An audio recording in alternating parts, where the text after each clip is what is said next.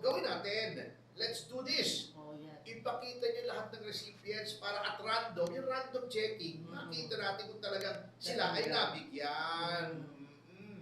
Kahit Oo. At yun din ang nirereklamo ni Senator Amy. Sapagkat tinanggal na nga nila sa Senado daw yung akap.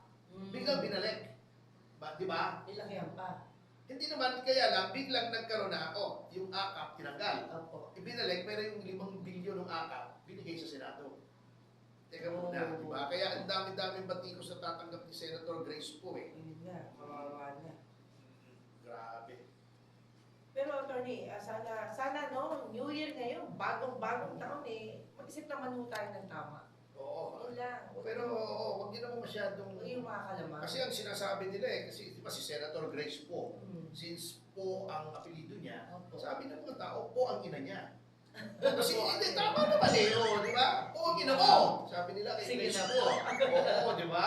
Tama naman, tatay din niya po. Opo. Nanay niya po. Po ang ina niya. Well, talaga, iba talaga. But anyway, hoping na, kasi sa mga kumpanya, sir, meron din mapanglamang na empleyado. Halimbawa, siya yung laging nakakatanggap. Tapos, imbis na i-share sa lahat, hindi niya sinishare, sinusolo pa niya hanggat maaari. At least private funds yun. Mali yun, Ito taxpayers money, ito pera natin ito Oh. Yung pinamimigay para sa sariling kapakanan, para sa political effect, para magamit sa pangkampanya. Yun ang mabigat dito. Anyway, sana po ay yung taong bayan na ang humusga. Kung ayaw nyo magmarcha at hindi naman talaga maganda na tayo laging nasa gulo, nasa marcha, etc.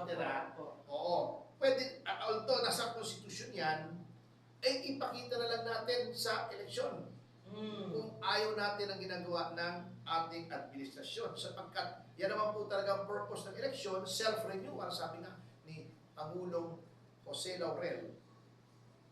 Ni President Laurel. Yes. Doon sa kanyang, may mga essays siya eh. Yan daw ang beauty of democracy, self-renewal.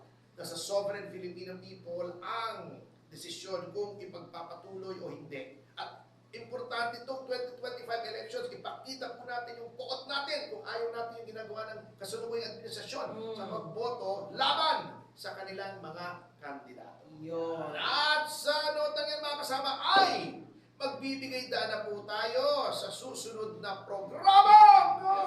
Ayan na! Balitang Bayan! Yan! With Miss Jelly Mendez! Yes. Ayan. Okay. Wala kang dalawa sa Ma'am Jelly. Oo nga eh. Masipag na rin, masipag. Oo, para updated po tayo sa pinaka-latest na news. Yun. Mga balita. At syempre, once again, happy birthday! Ayan, Senator Tol. Tolentino. Ito po si Attorney Ferdy, Mr. Sex Appeal Tomasio. Kasama si Miss Juvie Guzman. Kami po ay nag-iiwan ng mga katagang susupil sa inyong pananasan. Kikitil sa inyong mga kasalanan At titimo sa iyong kaisipan na huwag makiki-appeal! Hanggang sa susunod na Lunes, happy weekend, Happy everyone! weekend! Bye! 1, 2, 3, Yaba!